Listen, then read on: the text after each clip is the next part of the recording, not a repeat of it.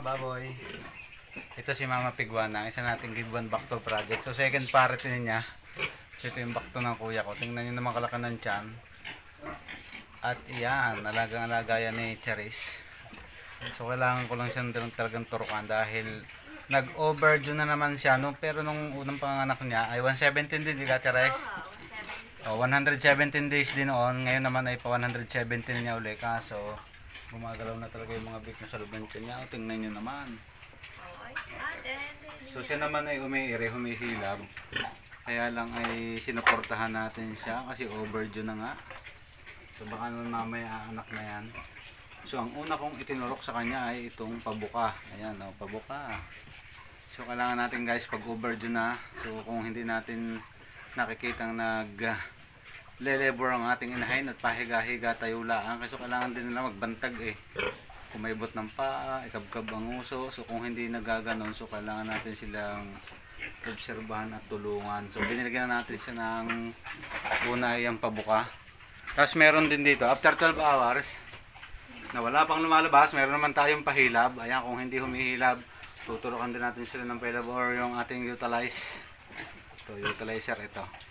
So ito automatic ito, after na naiturok, 5 minutes tatalab na po agad. So mapipilitan siyang i-release ang kanyang mga biik. So hindi ko na pinakita na tinurukan ko siya ng pabuka kasi alam niyo naman si Lolo YouTube.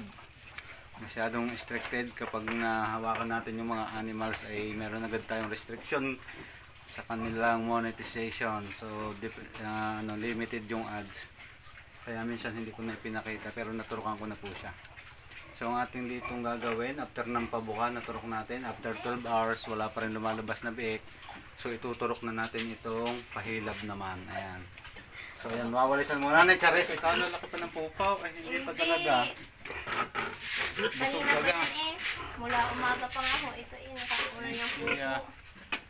Ikaw pala naman napupo pa ng madami. So meron naman talagang ganong inahin na nag-overdue. So wag lang natin palagpasin sa 119, 120 baka pa, pero dapat sa 119 mga medyo maging aware na tayo. So kailangan na natin silang turukan ng utilizer or ng pabuka na ito.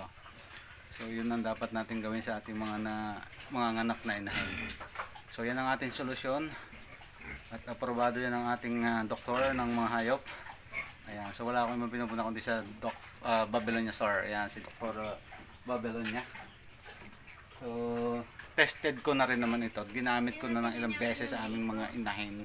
Panay ang kibo sa tiyan eh. Ayan, panay kibo ng biik. Higa na ikaw na.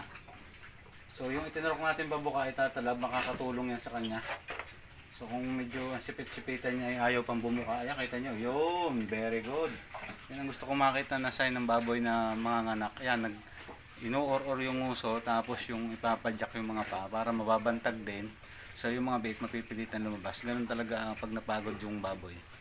Yung inahin, talagang maglalabas siya ng biik. Ipagbuntes.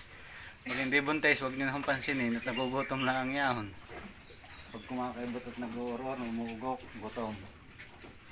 So yan, shoutout kay Charis Lakdaw. Yan ang ating assistant dito lagi sa pagpapanak. So kagaya na sinabi ko, ito ay isa ding biik dun sa aking proyekto na binigay ko sa aking kuya, si Mama Piguana. Yan, kapatid niya si Jaja, buntis na rin, nandun doon sa kabla. So ito ay, yun, pakinig niya. So yun ang sign na siya ay nagbabantag na, yan, kinakabit niya kanyang pa. Very good. So lalo natatalab yung ating pabuka, so makakatulong. And then nga paalala natin kung halimbawa naman may umanak, naturukan natin ng pabuka tapos may lumabas ng isang biik. So ang gagawin naman natin, maghintay lang tayo ng 15 minutes and then isaksak na natin itong pahilab para dire-diretso na siya at hindi na siya mahirapan. So nagiging mabilis yung paglabas ng mga biik, napapabilis yung pagpapanak natin. So ayan guys, kaunting kalaman, hindi man tayo perfecto pero meron tayong idea na nakukuha doon sa mas marurunong at sa ating kapapanood. Katatanong sa tamang doktor ng mga hayop. Ayan. Kita nyo naman ha. Yun, panay ang uro na ng uso. So yun ang gusto naming makita ng sign ng mga baboy. So si Charis, ayan, sanay na rin yan. May mga sa kanyang mga inahin. Alam niya din ang kanyang gagawin. Kaso nga lang, papasok na siya mamaya, kaya ang mamaya ang magbabantay. So yan, what's out, update ko na lang kayo sa susunod na episode. Ang nangyayari kay Mama Piguana kung magbibake na. So mapapanood nyo ulit sa aking video. So yun lang aking binigay na tips sa overdue na inahin. So yan, solusyonan natin. Bye bye, thanks for watching.